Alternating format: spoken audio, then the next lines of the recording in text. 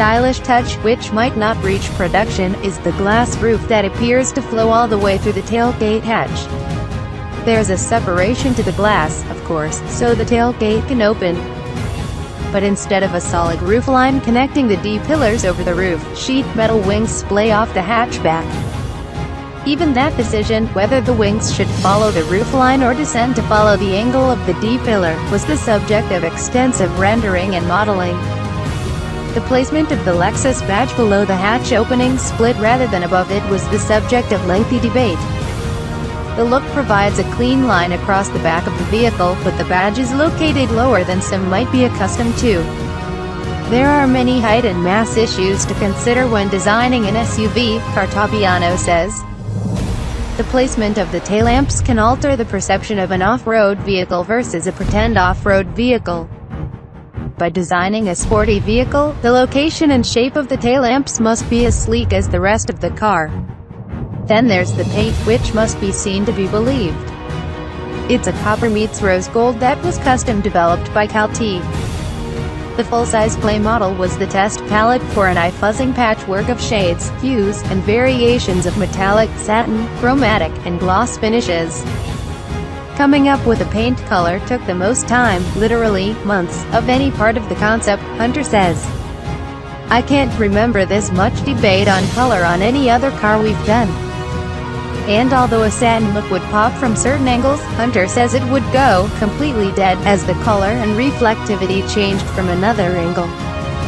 Wendy Lee, Calty's chief designer for color and trim, says the final version allows light to be diffused and reflected, as if off the ocean. It gives it a mystical, exotic, romantic feel.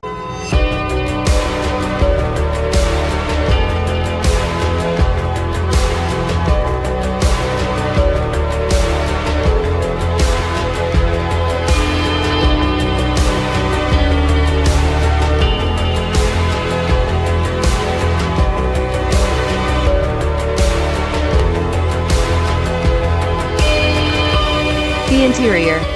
When vehicles are designed for production, the exterior styling usually remains relatively static between concept and final vehicle. But the interiors can include wild reaches of the imagination. We can only guess which of these LF-1 ideas might reach production.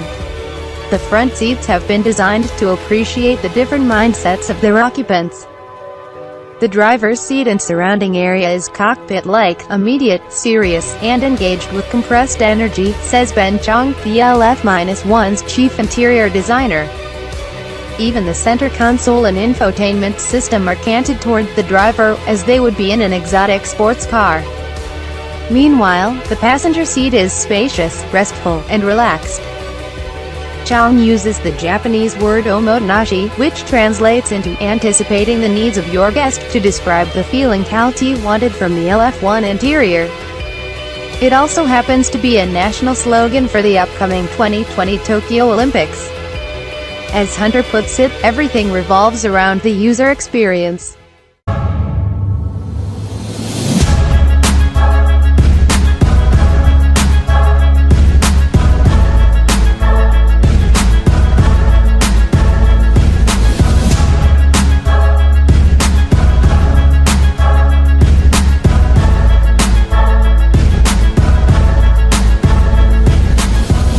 Such hospitality is apparent as the driver approaches the vehicle and the front fascia engages in an LED light show that flows like lava.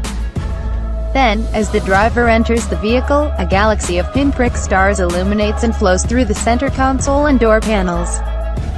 Calty designers created an array of sizes, shapes, patterns, and light diffusions for the pinprick holes in order to find the right balance of mystical and welcoming, Lee says. Meanwhile, the undersides of major interior surfaces illuminate with ambient sublighting shaded in Lexus blue, a cobaltish color between violet and blue. But if Lexus really wants to be hospitable, it needs to update its much-derided touchpad infotainment interface. In this case, the LF-1 uses a simplified tracer with numerous shortcuts to decrease the amount of driver distraction. The LF-1 back seat features captain's chairs identical in comfort and style to those up front, as well as similar infotainment controls. 22 in back could be a production option, but it seems pretty obvious that a 3-seat bench would be the main build.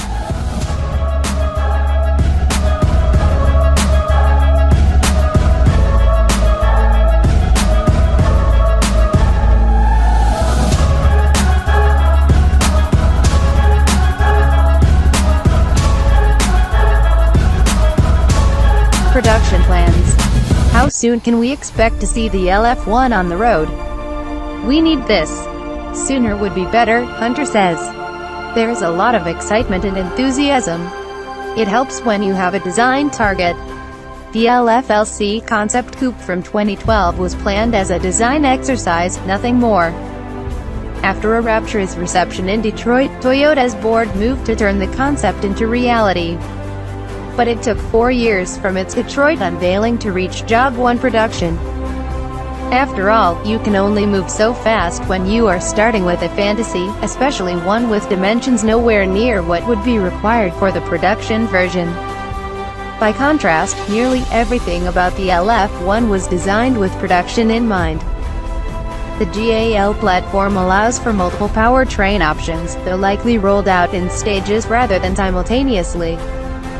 GAL also was created to be compliant with self-driving, either with the Guardian or Chauffeur self-driving systems being developed by Toyota's advanced research team.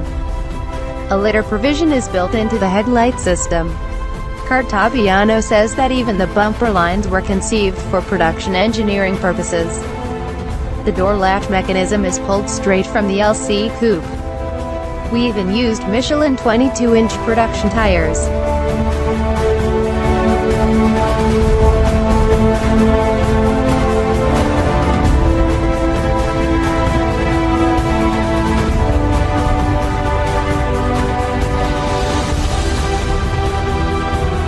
Some intricacies, such as the side view cameras projecting images onto the fully digital instrument cluster, are for concept, not production. Other ideas, to make more room in the center console, the actuators for park, reverse, and drive are located at the base of the steering wheel hub. And activating sport mode or various AWD modes can be accomplished with gesture control rather than having to push a button. Although none of the CALT executives would give an explicit time frame, given past Toyota and Lexus product cadences, there is a strong chance the LF-1 could be a reality as soon as 2021, if Toyota's board hits the Go button. Given the LF-1 status as a counterpart flagship to the LS and LC, pricing would likely start around $75,000. If the reaction is positive, Hunter says, we could move this into the Lexus production design system right away.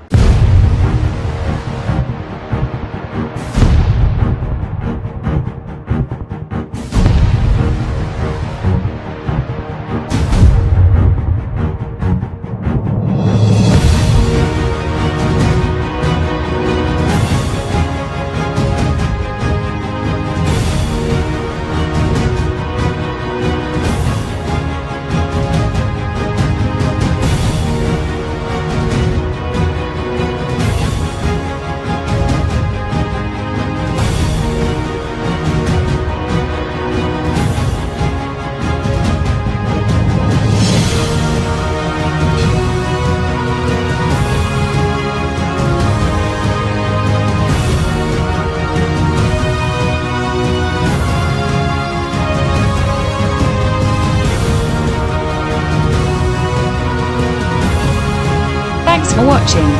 Please click subscribe for more story.